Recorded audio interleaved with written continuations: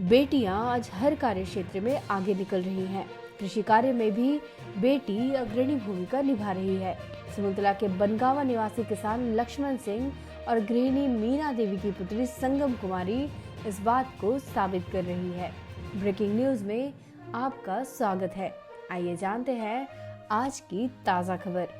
संगम ने अपने घर के नजदीक 36 बाई 36 फीट के जमीन के टुकड़े में अपने सोच के अनुरूप एग्रो फॉरेस्ट्री यानी कृषि वानिकी जैसे आधुनिक सोच को विकसित किया है।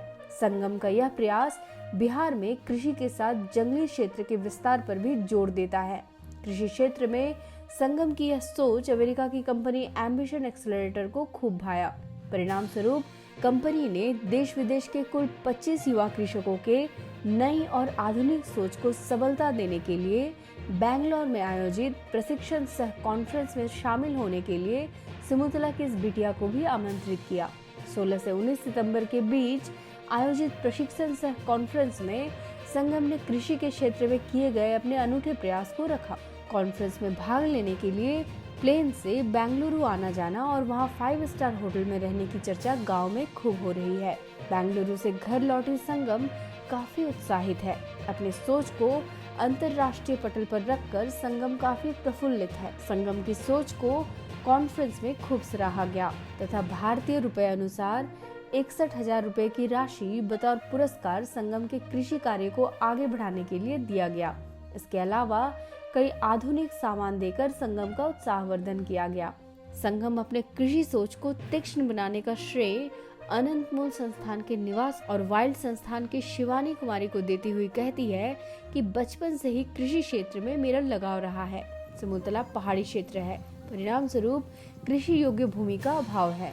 पानी की किल्लत इस कार्य में सबसे ज्यादा परेशानी पैदा करती है। मैंने इन सभी परेशानियों को एक चैलेंज के रूप में लिया। इस कार्य में निवास जी और शिवानी दीदी का भरपूर सहयोग मिला। मैंने अपने घर के पास खुद के प्रयास से छोटे से जमीन के टुकड़े पर कृषि वानिकी के अंतर्गत फलदार और हरे पेड़ के कम से कम 15 से 20 प्रजातियां जिसमें आम, जामुन, सहजन, नींबू, केला, अनार इत्यादि लगाए।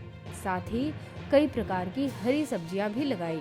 इस व्यवस्था से आय के साधन के सबल होने के साथ साथ बिहार में जंगली क्षेत्र की भी वृद्धि होगी। बिहार में मात्र 6.75 जंगली क्षेत्र हैं। मेरा प्रयास है कि मेरे इस कृषि वानिकी के माध्यम से अगले 10 वर्षों में बिहार में जंगली क्षेत्र में अभूतपूर्व वृद्धि देखने को मिलेगी। संगम की यह सोच हर एक किसान के लिए प्रेरणादायी है। ब्रेकिंग न्यूज संगम को उनके सफलता के लिए ढेर सारी शुभकामनाएं देती है, साथ ही उनके प्रयास की सराहना करती है। हाय, मेरा नाम संगम है और मैं सिमुलतला जमुई बिहार से हूँ और मैं अभी एक प्रोजेक्ट पे काम कर रही हूँ। इसका नाम है promoting agro forestry to increase greenery on barren land in Bihar.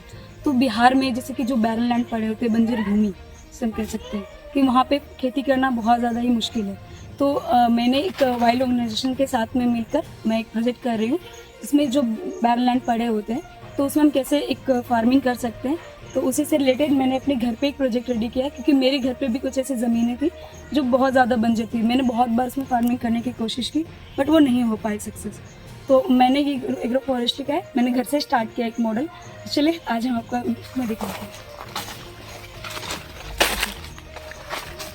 तो ये मेरा एग्रो फॉरेस्ट्री का फार्म है जिसमें